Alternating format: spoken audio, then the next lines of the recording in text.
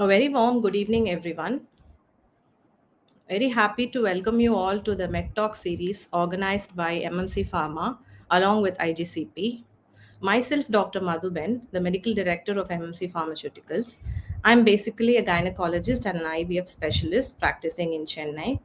This evening is really special to all of us because we have a pioneer in the field of reproductive medicine, Dr. Kamini Rao ma'am, with us.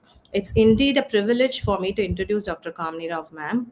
Of course, ma'am is very well known to all of us and she doesn't need any introduction. But still, ma'am, with your permission, I would like to share a few words about you.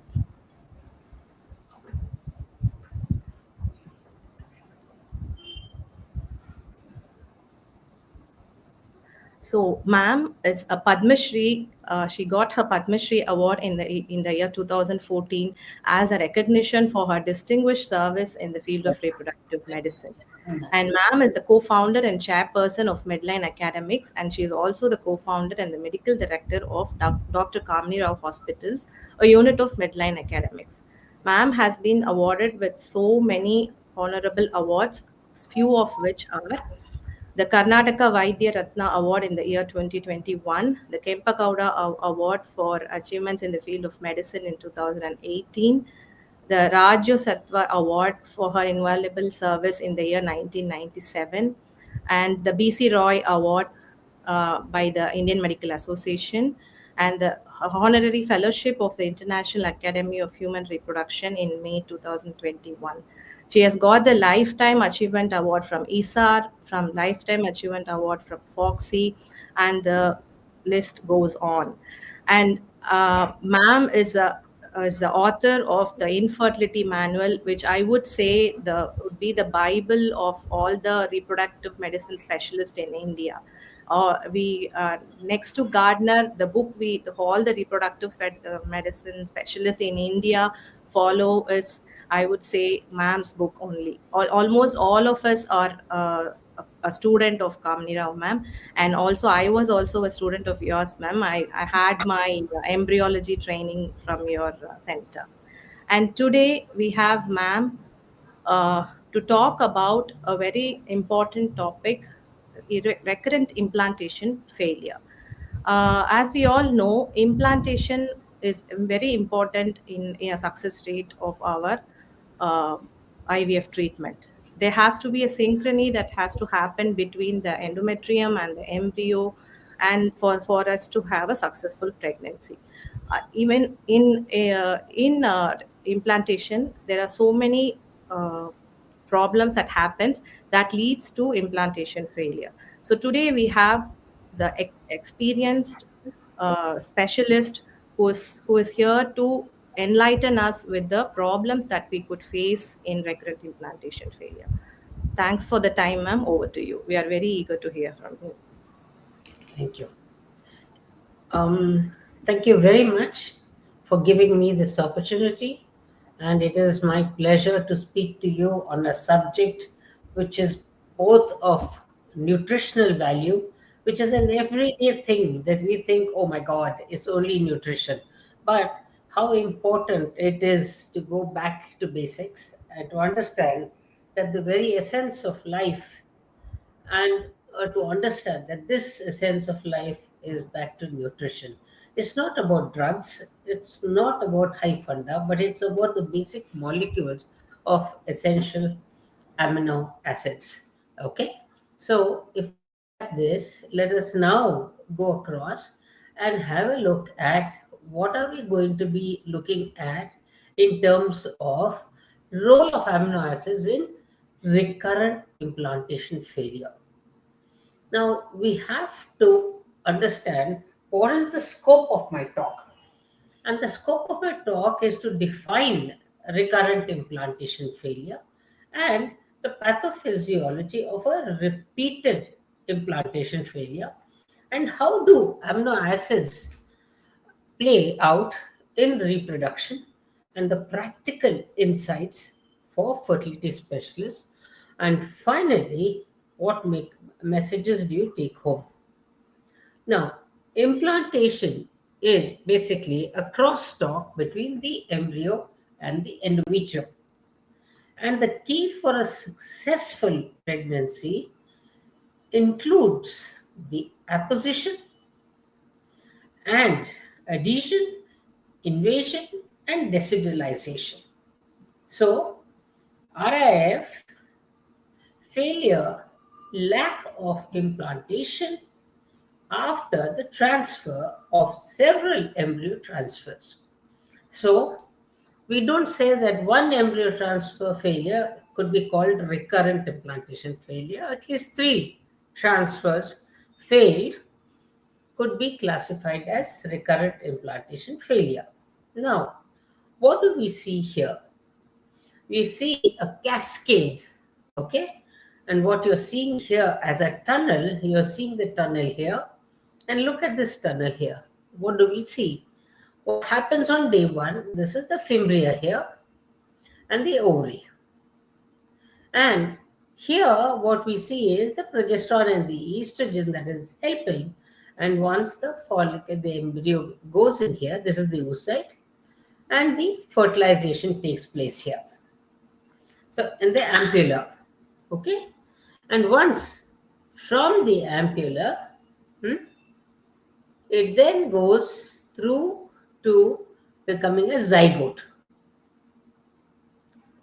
And once this is the day one, then it goes to the ampulla, and in the ampulla, it becomes a two-cell stage embryo, and then, of course, a four-cell, and then it moves beyond that over here, and then you will see that this embryo keeps actively dividing, and this is day 3, which is an 8-cell embryo and a 16-cell, and then becomes a morula, which is at the isthmus.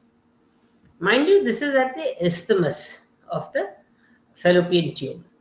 Then on day 5, you will see the trophoblast, and of course, you will also see the inner cell mass, which is here. Then this is, of course, the blastocyst, which is hatching, and then you will see once it is hatching, it will then implant into the endometrium. See here, this is implantation. So, when you look at the hatching part, you'll see that on the hatching part, okay, so you will see here, okay, what are the things that are important here? The activins, the inhibins, the DNRH, and then you will see the sex steroids and the HCG. So, what do you see here? Now, you will see here the oocytes and the embryonic expressions. What do you see here? Activins and the GnRH. Okay. So, then what will you see here is that in this particular thing, there is the pre-implantation embryo development. Okay. And now, what happens is, let's go to the next slide. Now, is it simple? No. By no chance it's simple.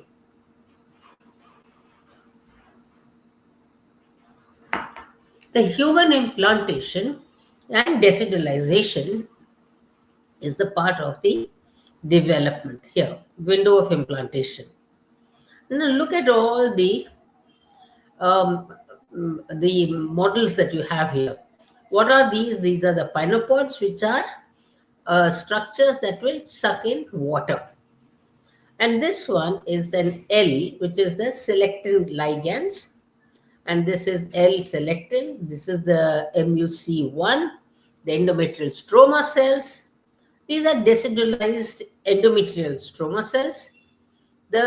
These colored large structures are the macrophages, and these are the uterine natural killer cells, and these are leukocyte inhibiting factor 1. Now, when this blastocyst arrives as a visitor into the endometrium, the inner cell mass here with the trophoblast there, it comes here and then looks for some space to implant. What happens here is that these are all glands here, and these are the blood vessels. So, In the luminal epithelial cells, you will find that this blastocyst starts rolling over and the apposition occurs. Once the apposition occurs here, these glands are all here. And these endometrial stromal cells all come closer here near the pinopods. These are all pinopods here. And it gets stuck here. These are the L-selectin ligands. So they get selected onto this, the inner cell mass being here. And then slowly what happens is that this entirely gets embedded into the endometrium. So when it gets embedded into the endometrium, you have a cytotrophoblast and then you have a syncytiotrophoblastic. The cytotrophoblast becomes the embryo and the syncytiotrophoblastic becomes the placenta. And here is the adhesion and attachment, and then you will see the invasion and penetration. Then finally what happens is the entire things amalgamate and it becomes a decidalized embryo. Now, in recurrent implantation failure, no pregnancy after 3 or more embryo transfers with good quality embryos. More specifically, it's a failure to achieve clinical pregnancy after transfer of more than 4 good quality embryos or in more than 3 fresh or frozen cycles and in women less than 40 years. And even with good quality embryos, implantation may still fail, can occur in both natural conception and ART. Recurrent implantation failure is a complex and a multifactorial condition. So, what would be affecting the implantation failure? One, it could be the maternal age, it could be sperm quality, it could be the BMI of the woman, it could be microbial metabolites, antimicrobial substances, antibiotics, it could be endometrium, endometriosis, hormonal factors, and of course, immunological factors. And very important is the stress factors. So, who's at risk and what causes it? Who is affected?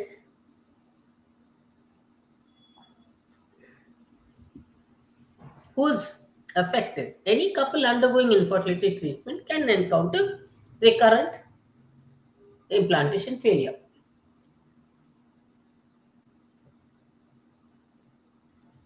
Next is immunological factors,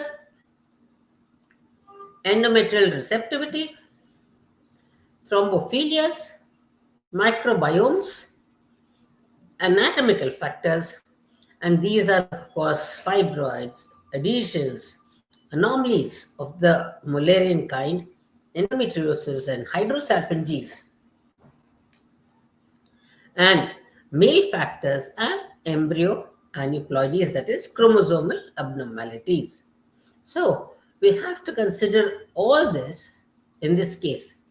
But in the diagnosis, the challenges would be the initial evaluation should be structured but individualized approach. Investigate factors affecting oocyte and sperm quality to improve embryo potential.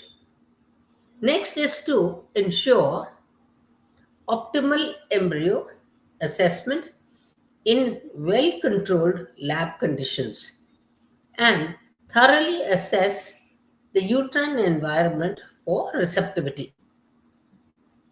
Time the embryo transfer to match the window of implantation. Very important. Now, What would be the new considerations that we see today is chronic endometritis, vaginal microbiota, immune profiles, empirical immune modulatory treatments, and guidance follows evidence based information. So, where do we see amino acids in the development?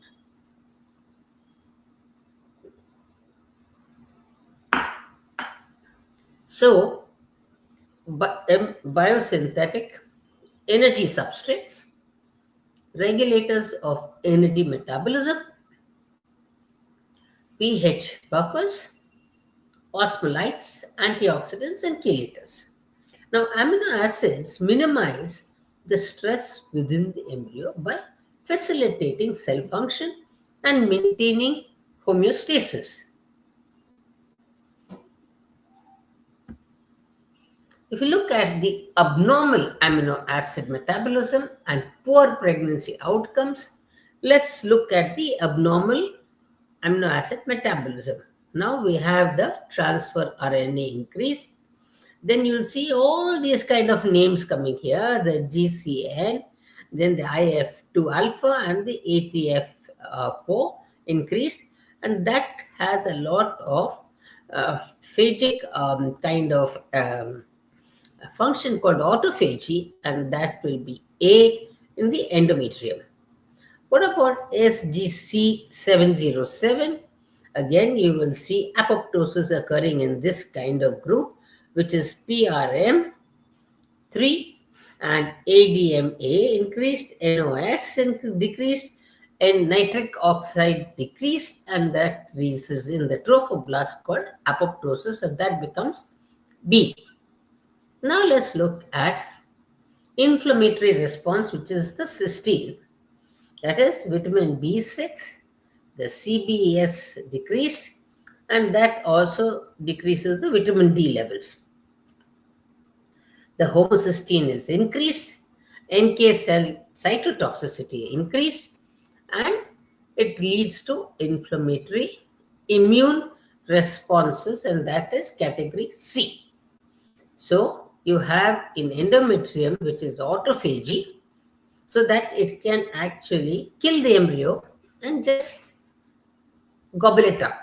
In the trophoblast, they have a sense of apoptosis. And in the maternal fetal interface, which is category C, you have the inflammatory immune process. So these are all regulatory mechanism with abnormal amino acid metabolism. So we have to be very careful in looking at this.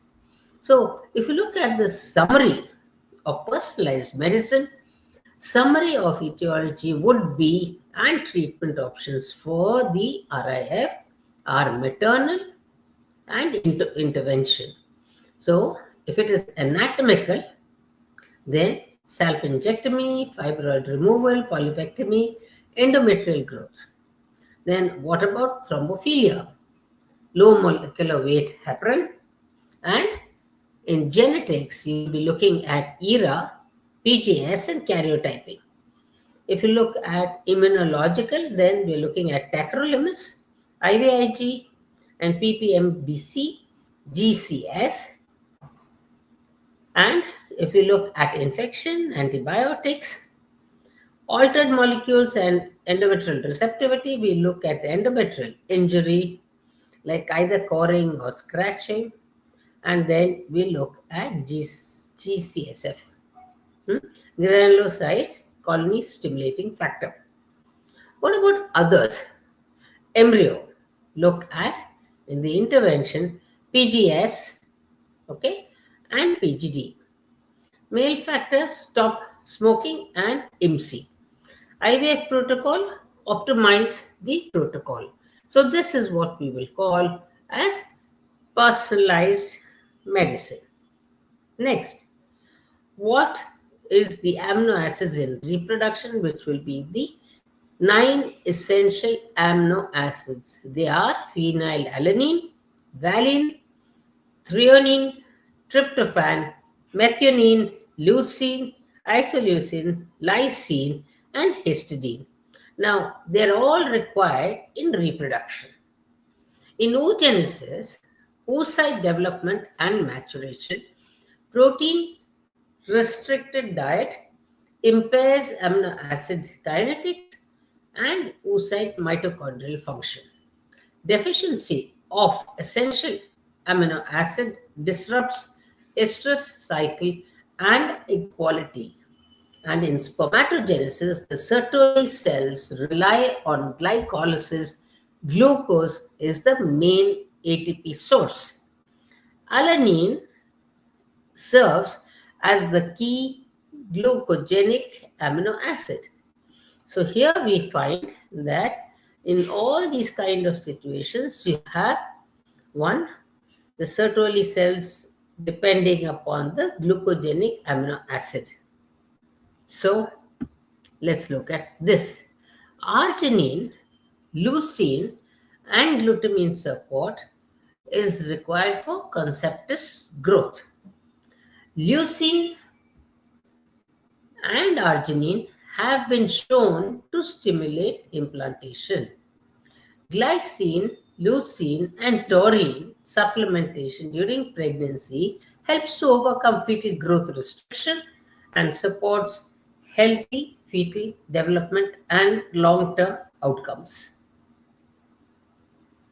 Very important. So let's look at the three interfaces here. You have the mother, you have the placenta, and the fetus.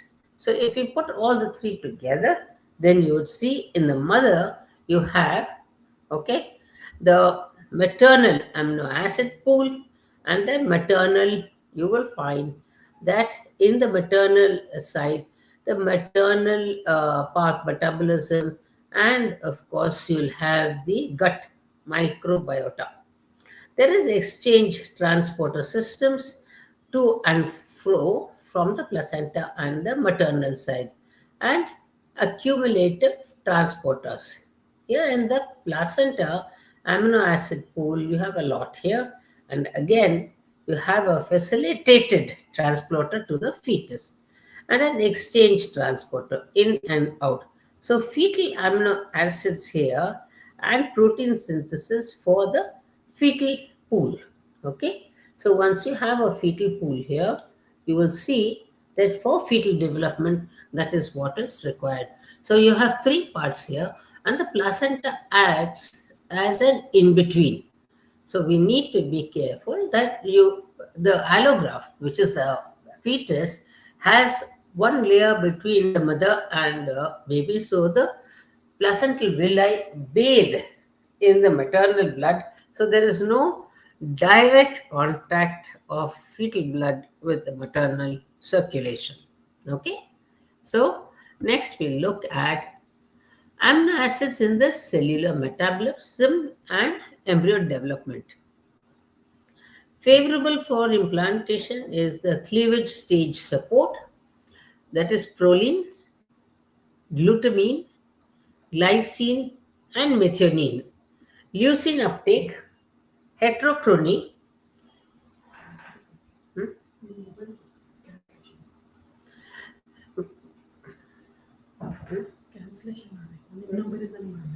hmm,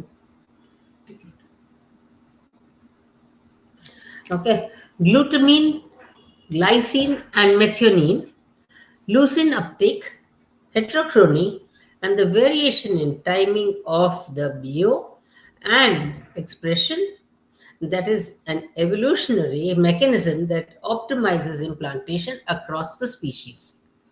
Now here, not favorable for implantation is a disrupted leucine uptake, impairs embryo, fetal, and placental development when system BO fails and the function is altered. Long-term health consequences, adiposity, CV dysfunction, cardiovascular dysfunction, neural abnormalities, altered bone growth, epigenetic modifications, transgenerational impact, and heritable health problems. Look at the gene differences here. The Endometrium shows different gene activity and protein levels between the pre-receptive and the receptive stages. The role of amino acids and carnitine, that is alanine, valine, and carnitine, help at different levels during these stages. Potential as biomarkers and molecular changes may help identify when the endometrium is ready for implantation. Need more research on these things. So, what is crucial for uterine environment? Amino acid regulate endometrial receptivity, angiogenesis, and immune modulation. Maternal diet affects amino acid composition of human uterine fluid, which may impact pre-implantation embryo development and maintain vascular homeostasis by influencing endothelial cell function. It also maintains vascular homeostasis by influencing endothelial cell function. What about the implantation window and angiogenesis? Now, angiogenesis is hormone driven, and the estrogen and progesterone regulate angiogenesis during the implantation window, and it is critical for embryo and implantation nutrient delivery. So, essential roles in reproduction: support implantation and early embryonic development, influence maternal fetal communication and placental function, arginine, glutamine, leucine, and carnitine stimulate conceptus growth, promote pregnancy maintenance, and improve overall pregnancy outcomes. L-carnitine improved the development competence of their oocytes after insemination. So, it's important to understand that amino acids play a very vital role in all these situations. Okay, so given that it improves all these things, it is important to understand they become very essential. Then what about glycine, serine? Hmm? Glycine, serine, and taurine, they aid in fetal development, help mitigate fetal growth restriction, and when supplemented, taurine, osmolalite, and antioxidant improves embryo endometrium dialogue. Okay, important for the regulation of gene expression, protein synthesis, and angiogenesis. Proline modulates signaling pathways which influence trophoblast invasion and residualization. But looking at the implantation biology, the role of amino acids will be, of course, it will be um, the amino acids that we have here will be dietary amino acids, that is L glutamine and L alanine. What do? They increase fetal growth and viability. Methionine enhances the embryo survival and exerts an antioxidant active function. L-arginine increases embryo survival and inhibits embryo survival. N-carbamyl glutamate increases embryo survival and suppresses embryo losses. Taurine possesses antioxidant and anti-inflammatory properties. Leucine, positive impact on embryo implantation and embryo survival. And proline improves reproductive performance.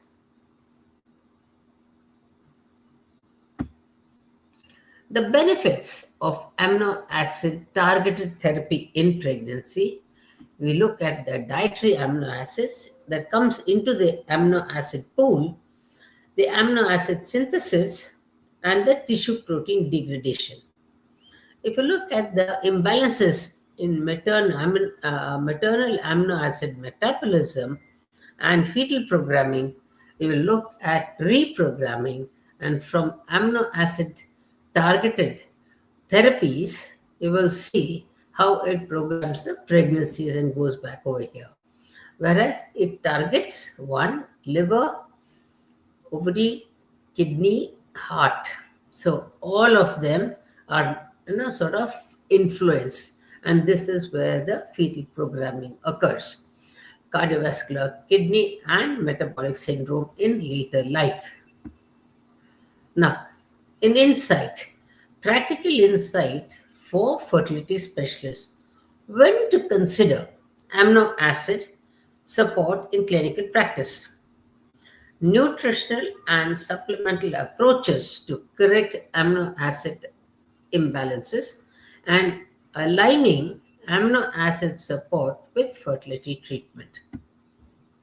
So, one, consider amino acids when there is a poor ovarian response, embryo development, support IVF and advanced maternal age, endometrial receptivity issues, in recurrent implantation failures, male factor infertility, nutritional deficiencies in couples trying to conceive, and to support gametogenesis and early embryo development. Now, when you say targeted, nutritional and supplemental approaches to correct amino acid imbalances, targeted supplementation, use specific amino acids like L-arginine to enhance blood flow and endometrial receptivity. L-carnitine for improving sperm motility. N-acetylcysteine to reduce oxidative stress.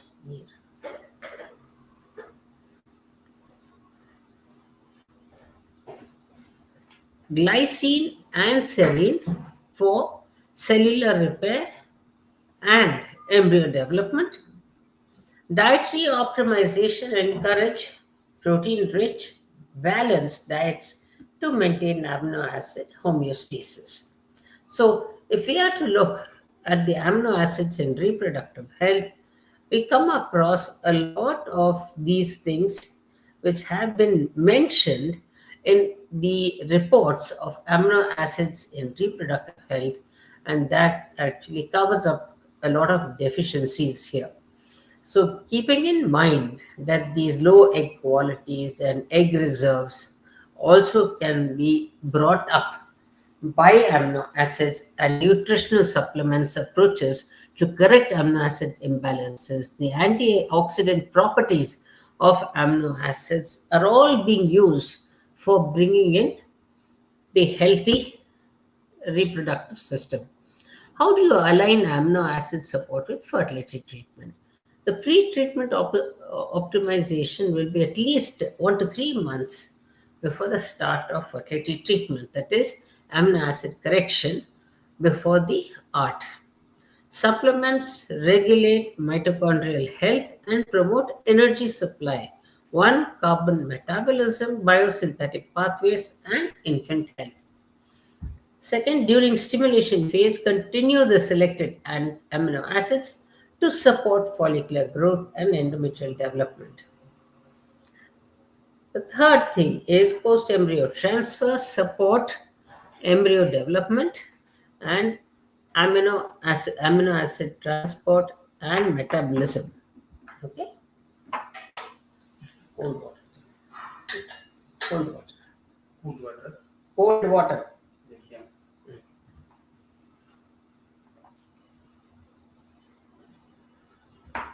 And post-embryo transfer, support embryo development, and amino acid transport and metabolism are essential during pre and peri-implantation stages.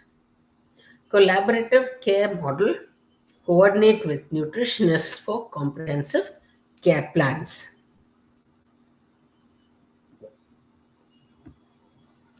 So, whereas the various clinical evidences in clinical trials, insights from animal and human studies shows L-glutamine supplementation, L-arginine in art, L-carnitine in endometrial support, amino acids in IVF IUI success rates, L-carnitine in improving embryo quality in vitro fertilization, embryo transfer, impact of vitamin E, impact of zinc and selenium.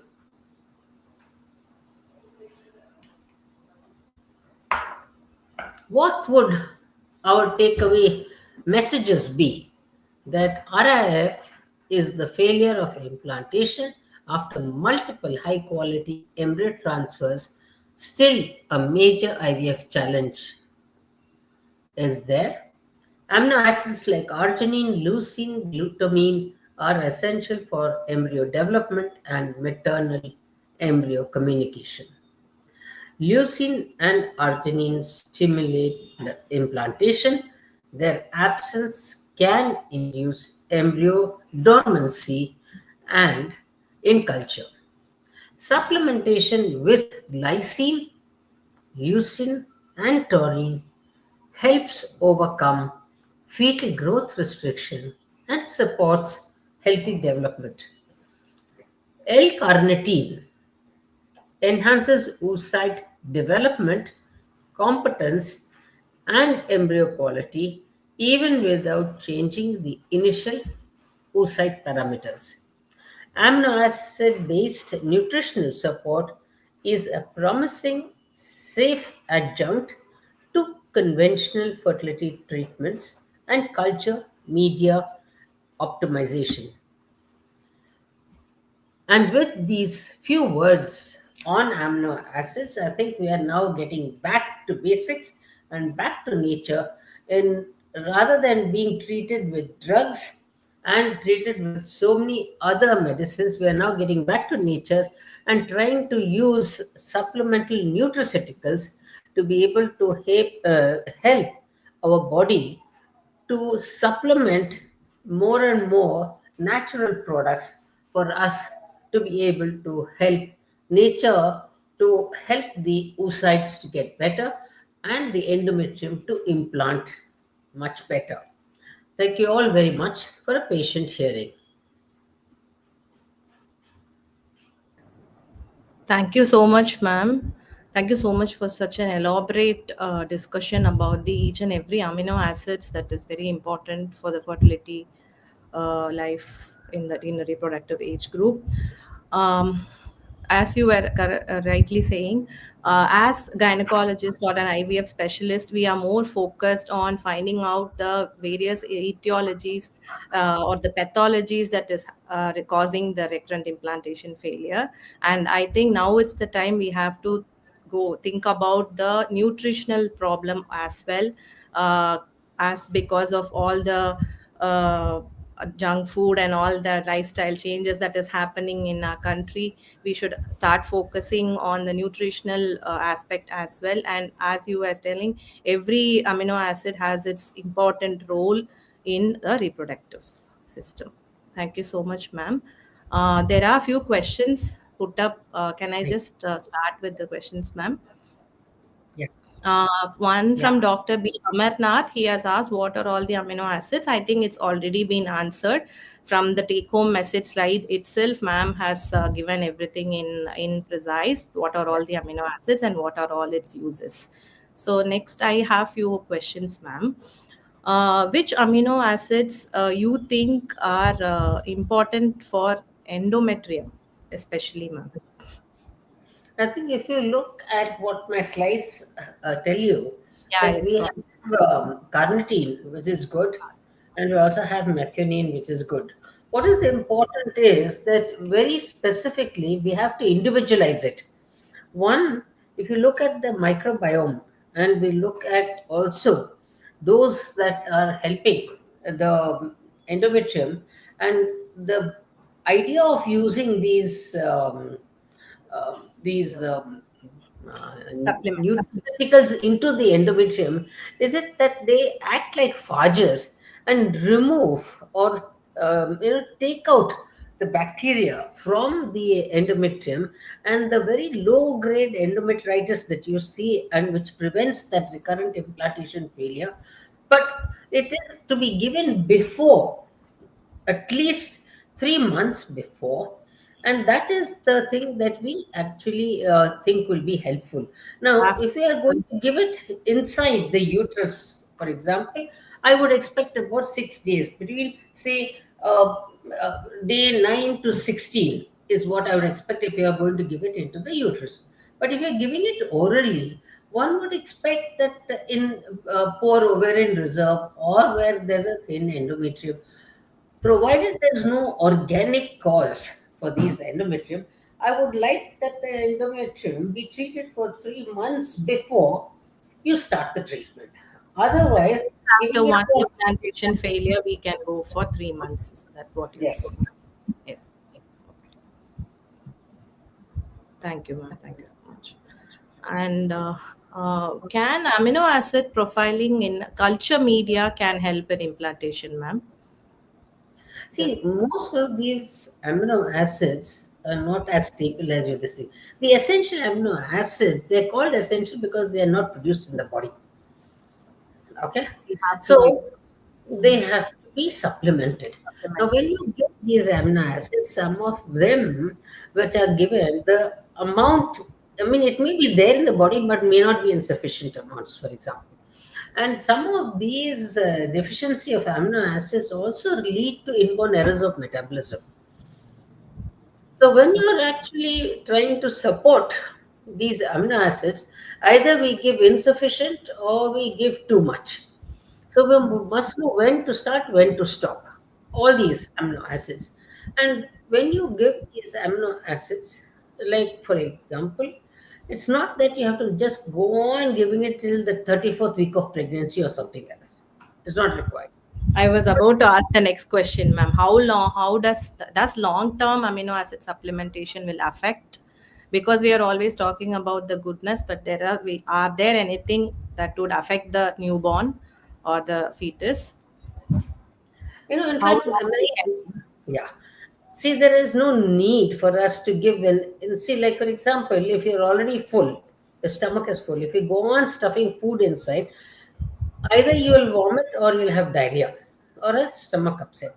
So therefore, there is a limit to which you can take. Too much is bad, too little is bad. So there has to be an optimum value that you can take. So if you ask me, can you go on taking? Now, this is not peppermint. You know, you have to have certain norms and ranges, and one, make sure there is a deficiency, then make sure there is what you call sufficiency, then you stop. Why are you going on giving? You're only making the pharma companies rich, that's all.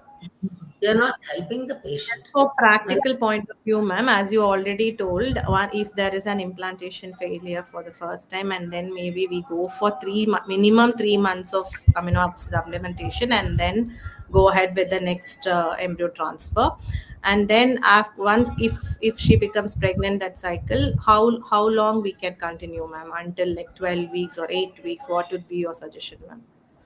in fact, if you're giving it 3 months prior to the pregnancy itself, that itself should support. There's no Okay. need for you to continue beyond, because it would have actually given you adequate sufficiency. But if you are going to give it even during the pregnancy, maybe 8, 9 weeks perhaps would be the best time to take it off. It's not required. Like for example, when you're giving iron supplements or calcium supplements as well, it's the same. I mean, nobody expects you to start it within the first 3 months, because as it is, if she has some nausea and vomiting and you're still giving iron at that time, it can cause problems. So it's better to start iron in the end of first trimester of pregnancy, when all the organogenesis is over, and then you give them. And if you're giving calcium also, it is well known that if you're giving calcium, too much of calcium, it can also cause kidney stones. So Yeah. we must be careful. And if you're talking about vitamin D, it's the same story. Don't give two, because we've seen Supervision toxicity with doses. vitamin D also. Yes. So everything should be in right measure. That's what I would say. Until organogenesis, approximately 8 weeks should be sufficient, right, ma'am? Yes. Yeah. Okay.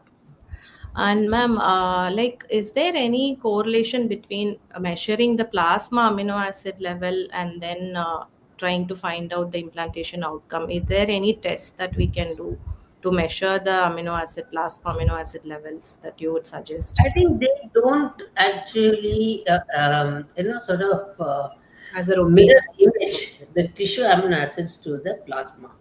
So Okay. if you are looking at it, it will not mirror image. Like even No. the NK cells, for example, that you see, the uterine NK cells and Mm. the blood NK cells don't match. Mm. Okay. So what you're looking for amino acids is the tissue amino acids, not the Okay. plasma amino acids. Okay. So that is the reason why when you're doing this, like you say, like TH1 and TH2 and everything, the Mm. TH2 is supporting and the TH1 is not supporting the pregnancy. So Yes. the way of measuring them is that although they have made certain capsules which will actually give more of TH2 rather Mm-hmm. than TH1, etc., but Mm. that is not measured in the plasma. Okay. Okay, Okay, ma'am. Thank you sure. so much, ma'am. That was a really brainstorming session. Thank you so much for your giving your time and energy and everything. Even at this age, you are really very active, and then you still look very young, ma'am. So I'm not talking about the age here, but still, you would still look very, very young. And thank you so much for this opportunity for being a part of this program. You are here. It's a honor to Sure. me, ma'am. Thank you so much. Thank you. Thank you.